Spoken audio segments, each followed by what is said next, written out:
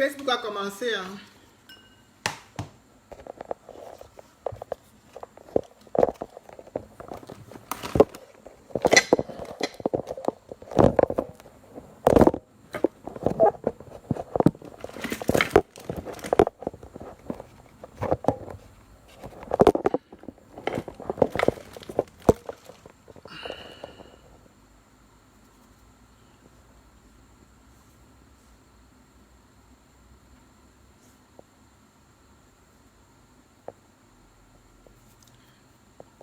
Ils ont déjà signalé le direct. Facebook, ils ont commencé.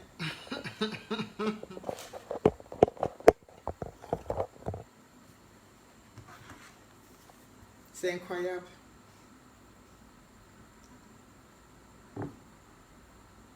C'est incroyable.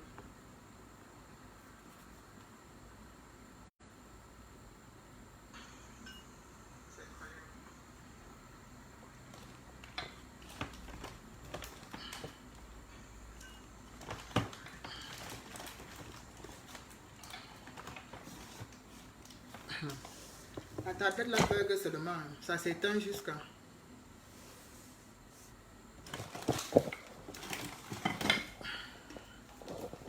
Ouais, bonjour Pauline. Général Marcel, bonjour. Oh. J'étais seulement vu en direct ce matin. J'étais à Pôle emploi. Je ne pouvais même pas. Il y avait tellement de rendez-vous. Je ne pouvais même pas commenter. Je regardais seulement. J'avais mis les écouteurs. Je suivais seulement. Je ne pouvais même pas réagir parce que je n'étais pas seul. Partagez, partagez. N'acceptez, ne laissez pas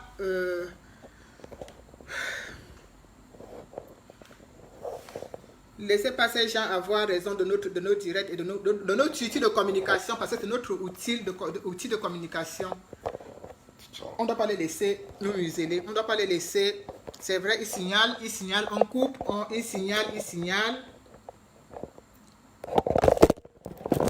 On ne doit pas les laisser gagner. Parce que si on les laisse gagner, ça veut dire qu'ils nous ont encore eu comme le...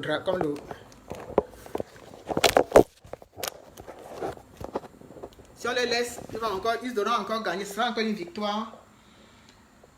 Et on n'accepte pas la victoire. On n'accepte pas la victoire d'eux. Vraiment. C'est horrible. Même un direct de 5 vues, il signale. Hein. Donc c'est pour dire qu'il ne faut pas forcément avoir 10 000 vues, 15 000 vues pour non. Ton direct, ça a 5 vues, il signale. Il signale. Ça a 2 vues, il signale. C'est incroyable. C'est vraiment incroyable ça.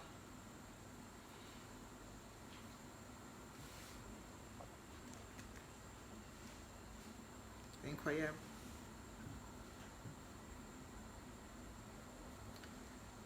Ah, c'est bien.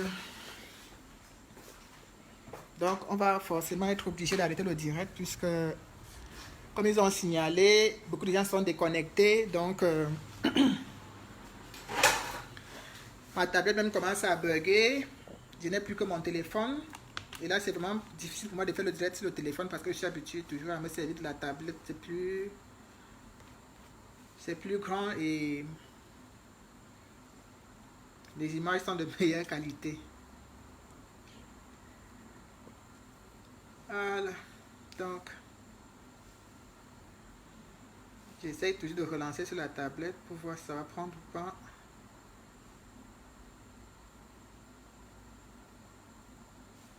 Non, mais quand tu vois la situation, tu vois la situation, tu vois comment les gens sont en train de mourir, tu vois comment on tue les gens sans le moindre scrupule. Tu te dis, mais et moi donc qui suis quelqu'un, moi la no-name, moi que personne ne connaît, moi qui ai osé m'indigner, moi qui ai même plus le courage de me lever et de dire non, ça c'est pas bon, ça c'est pas bon. Si on m'attrape alors, qu'est-ce qu'on va faire de moi? Hein? On dit, resserrons les rangs, soyons soudés les uns les autres pour pouvoir vraiment changer la chose, pour pouvoir terminer ce combat que nous avons commencé, pour pouvoir mettre un terme à ça. Mais le problème d'ego des uns et des autres prennent le dessus. Le problème de moi, le problème de c'est monté, c'est descendu, le problème de je ne veux pas blairer Paul, je ne veux pas blairer Jean, ça prend le dessus et ça gâte le combat. Et ça nous empêche de nuire encore plus à ce régime. Parce que nous avons les moyens. On a déjà fait, mais c'est pas assez, c'est pas suffisant. Pour moi, c'est pas assez. C'est pas suffisant. On n'a pas assez fait.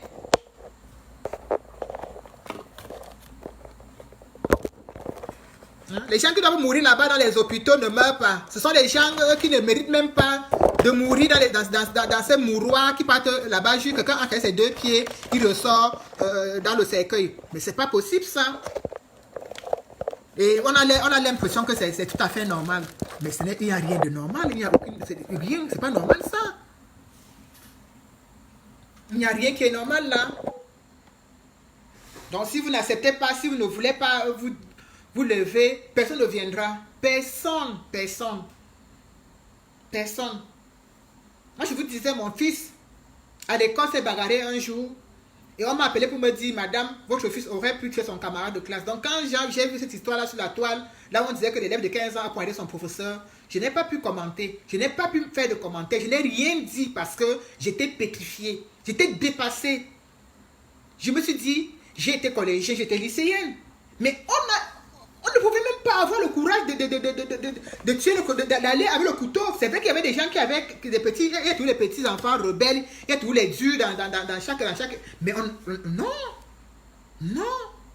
On n'est jamais arrivé à ce niveau. Hein? On n'en est jamais arrivé à ce niveau. Voilà l'enfant de tuer comme ça. Qui va passer le restant de sa vie peut-être derrière les barreaux. Et même s'il ne passe pas le restant de sa vie derrière les barreaux, il est fichu psychologiquement. C'est quelqu'un qui est déjà, il est fini. Pendant que l'autre est sous terre, il va être un mort vivant. Sa vie sera comment? Tout ça, c'est à cause de quoi? C'est de l'insécurité. Là où le gouvernement doit mettre des priorités, doit mettre des accents.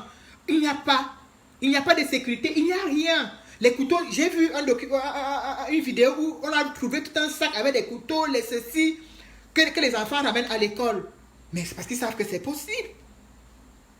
Ils savent que c'est possible. Moi, je me rappelle quand j'étais en Dissamba, quand on entrait le matin, on nous fouillait. Tu passais par le petit portail du surveillant, il était là. Hein? Mais même les élèves aujourd'hui qui vont avec les couteaux à l'école, qui vont avec les tournevis, tout ça. Mais c'est parce qu'il y a une extrême liberté, il n'y a pas de contrôle, il n'y a pas de sécurité. Il n'y a rien n'est fait pour encadrer, que ce soit les élèves, que ce soit les professeurs. Il n'y a rien n'est fait. Et quand une situation comme ça arrive, le ministère, il s'écaquille les yeux, on dirait qu'on a baissé l'huile de palme dans leurs yeux, ils sont là à regarder, ils ne savent même pas quoi dire. Tellement ils ne sont même pas préparés. Oui, ils ne sont pas préparés. Ils ne sont pas préparés à affronter ce genre de situations. Pourtant, ce sont des situations qui se vivent au Cameroun depuis un bon bout de temps. La jeunesse a changé. Les mentalités ont changé. Vous passez tout votre temps sur Facebook, sur les jeux vidéo, il n'y a que la guerre. Là où les gens sont en train de se tuer. Partout au Cameroun, il y a la guerre. Ils restent ils voient comment les gens sont morts au nord et les gens meurent ici. Donc ça affecte l'état mental et psychologique de tout citoyen. Hein? Moi, j'ai grandi sans savoir que je vais prendre le couteau pour aller tuer quelqu'un. Non, je sais que je peux me bagarrer, mais de prendre le couteau comme ça pour aller tuer mon professeur, pourtant des professeurs méchants, il y en avait. Aujourd'hui, mais peut-être, de moins en moins, on parle de la bastonnade à l'école, mais nous, à l'époque, on nous bastonnait correctement et bien. On nous bastonnait à l'école. On nous bastonnait même jusqu'au lycée d'Anguissa, en classe de 4e. Je me suis fait fouetter par le professeur. Je ne pense pas qu'aujourd'hui, un professeur peut se permettre de fouetter un enfant, un élève de la 4e. Il va le massacrer. L'élève va le broyer. Pourtant, moi, je me rappelle très bien, au lycée d'Anguissa, je me suis fait fouetter par le professeur. Que j'ai encore le nom dans ma tête jusqu'à aujourd'hui. Il m'a fouetté correctement et bien. Alors, mais les choses ont tellement changé. Le Cameroun est tellement allé à l'abandon après que chaque individu Quel professeur aujourd'hui peut encore se lever comme ça et dire à une jeune fille qui vient te coucher là, il te fouette? Qu'est-ce que ça a commencé où? On va le tabasser comme ça, on va pas comprendre ce qui lui arrive. Pourquoi? Parce qu'il y a de l'insécurité. Donc vraiment mes frères du 237, levez-vous. Levez-vous, il est temps. Il est temps qu'on se réveille. Il est temps.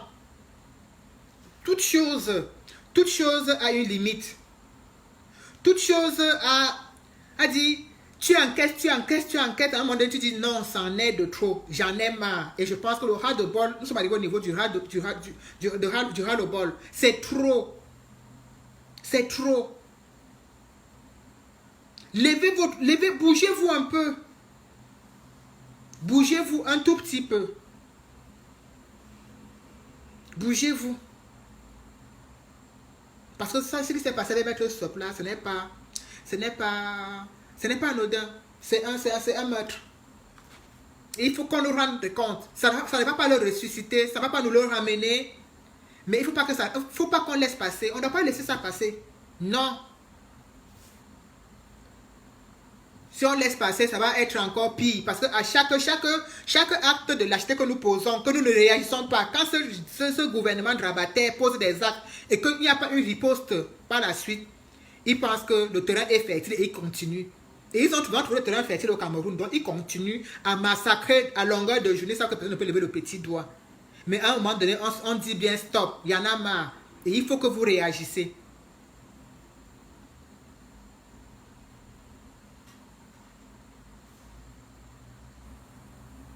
Il faut qu'on réagisse. Et comme c'est sur nous, ici dans la diaspora, que le peuple, ils sont là au Cameroun, ils ont croisé les bras, ils se disent que c'est nous ici qui devons faire tout pour eux. Il faut donc qu'on resserre les rangs. Il faut qu'on resserre les rangs.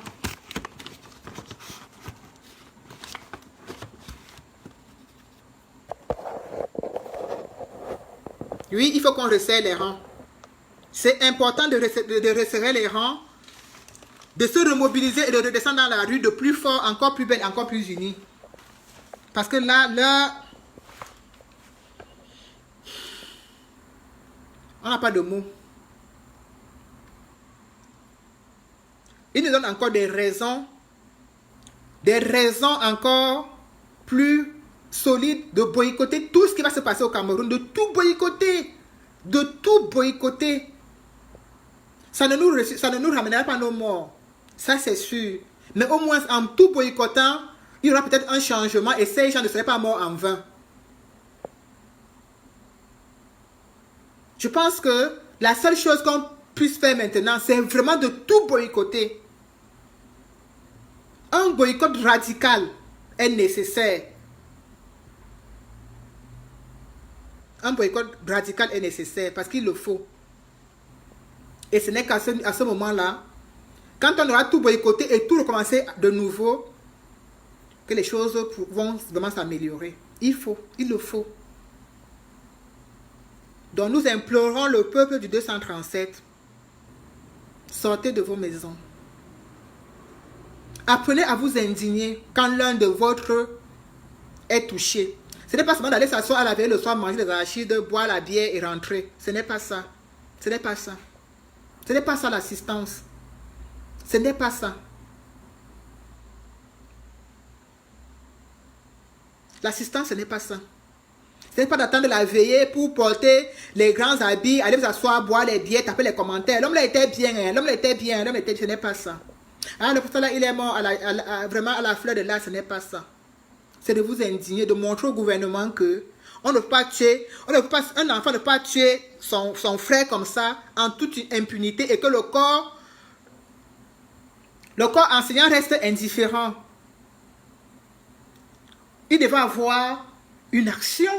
Les professeurs devaient se lever, aller manifester devant le ministère. Hein? Pour dire, ce n'est pas possible, nous ne sommes pas en sécurité, il faut que les choses changent. Quand il y a des actes qui se posent, on cherche des solutions après, on se dit peut-être à l'entrée des établissements, avec des barrières, il faudrait qu'on fasse qu'il y ait des fouilles. Il faudrait qu'il y ait des fouilles, c'est aussi important. Mais on ne le fait pas.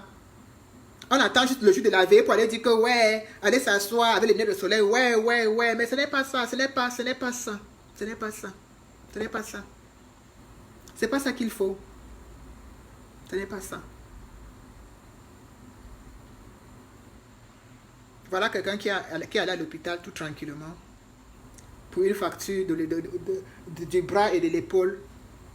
Il ne ressort pas. Quand tu regardes l'état des hôpitaux du Cameroun, tu comprends que quand quelqu'un part là-bas, ce n'est pas pour ressortir. Tu comprends que quand quelqu'un entre là-bas, ce n'est pas sûr qu'il va ressortir debout. Hein?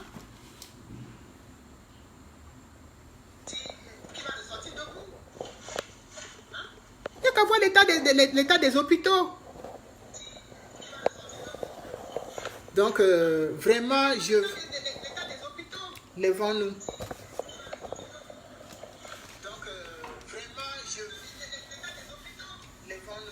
Levons-nous.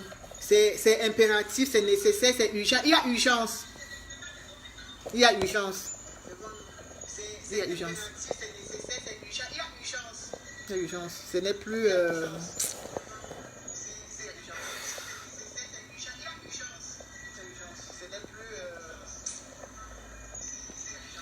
Je vais devoir arrêter ce direct et vous dire, mes frères et sœurs, nous ne sommes pas à l'abri. Il est temps qu'on prenne conscience. Il est temps qu'on prenne conscience. Il est temps qu'on comprenne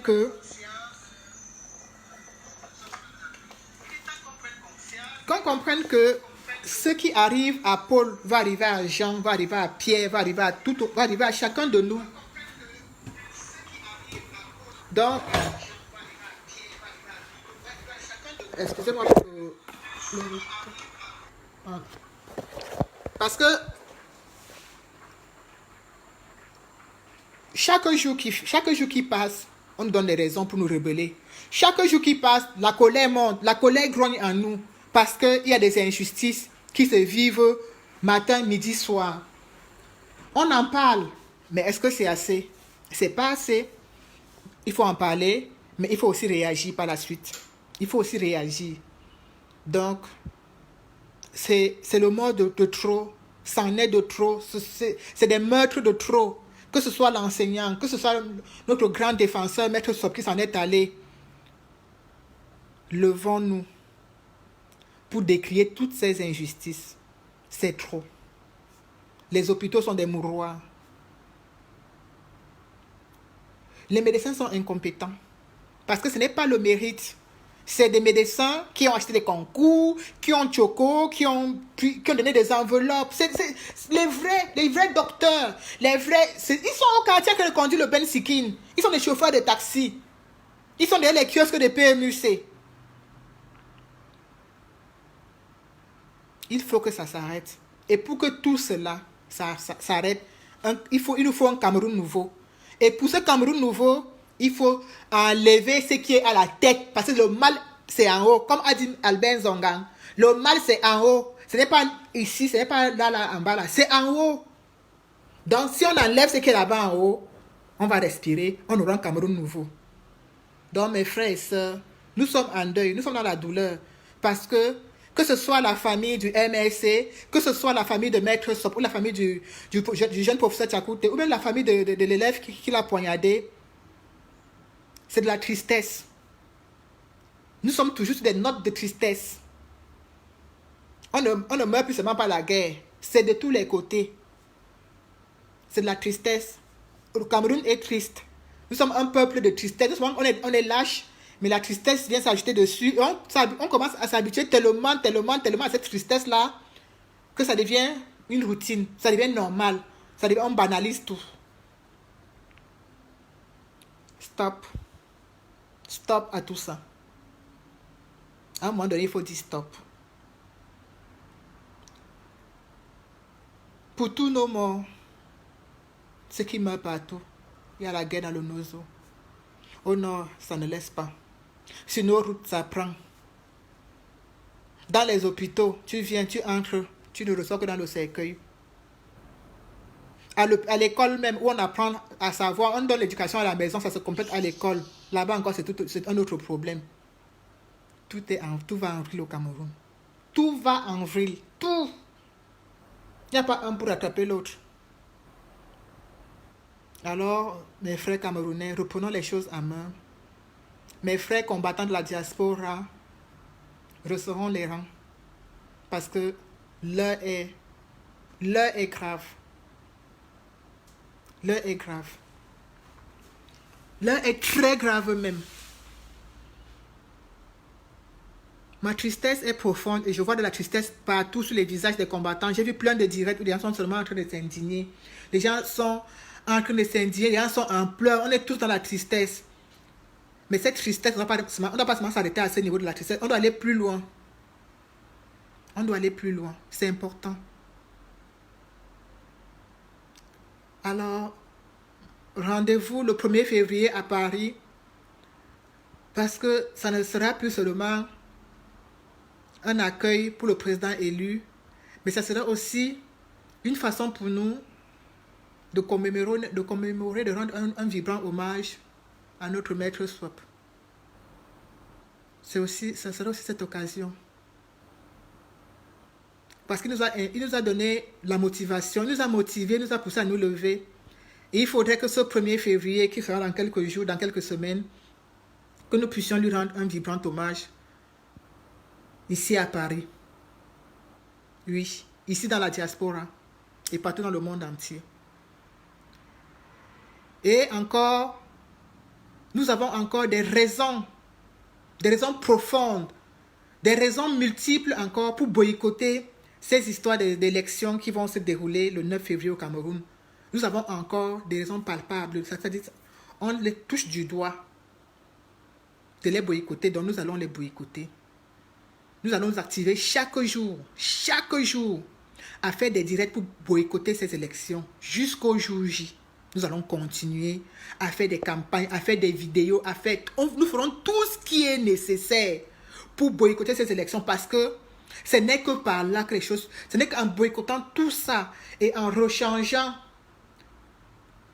le code électoral et en enlevant tous ces braqueurs à la tête de notre pays que les choses pourront changer.